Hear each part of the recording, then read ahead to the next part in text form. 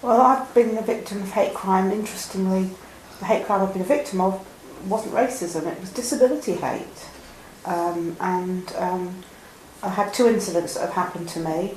The first one was when I was out with my friend and we were near Jubilee Library, and I was waiting for her. She'd gone into Starbucks to get us a coffee, and just before she came out, I wasn't blocking anybody's way, I'm in a wheelchair as you can see, and these two young men stomped past me.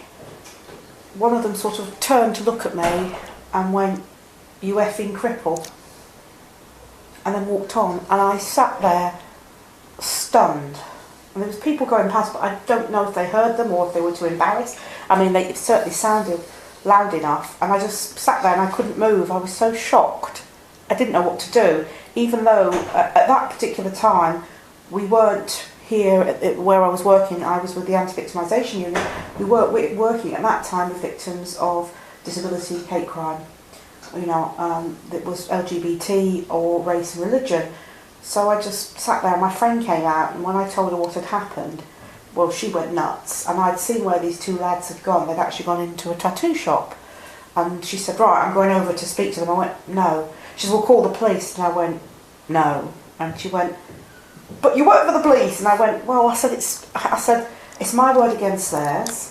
I said, "I don't want to bother them with such a," because it was a Saturday and it was in the summer and it was busy, and I thought my colleagues are so busy, I don't want to bother them, you know. And it was only afterwards, I think that was shock speaking, because afterwards I thought, you know, Suchitra, you should have gone to the police with it. You work for them. But I was so shocked by it because it's never happened to me before, and you know, and I was really embarrassed. And I did the next day say to when I came in what had happened, and they said what my friend said: "Suchitra, you work with hate crime. You know.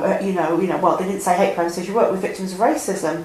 I said, and also what you said about shame and embarrassment. You know, it's always hard enough being in a wheelchair to have somebody do that to you, and that was quite a horrible experience. Although everybody was very kind and supportive here, and they said, you know, we would have helped you, but I was humiliated, and I just wanted to curl up into a ball. And I thought, do you know what? I've always had sympathy for anybody who had been a victim of racism, and I have been a victim of racism before, but I had more empathy at that point, because, you know, it was like, you think, why did somebody do that? There was no reason. I wasn't blocking their way. Even if I'd been blocking their way, you say, "Excuse me," but why? I kept asking that question, why?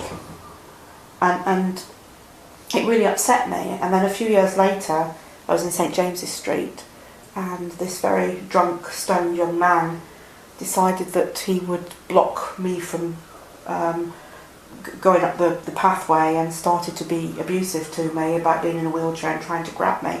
But what he didn't realise was there was a police officer behind him, and he got arrested, which I was very pleased about, but I was quite shocked by what had happened as well again, and very upset.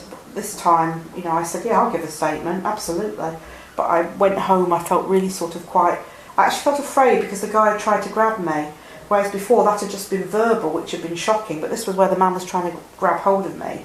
And so I didn't really want to come out of the flat, but my friend said to me, "Such, you can't do that, because if you do that, then you've given in to them." And I did do a statement, and I'll give the guy credit where credit's due. He pleaded guilty, you know, but it was a horrible experience. But I saw justice done, and that's what mattered to me, that I saw justice.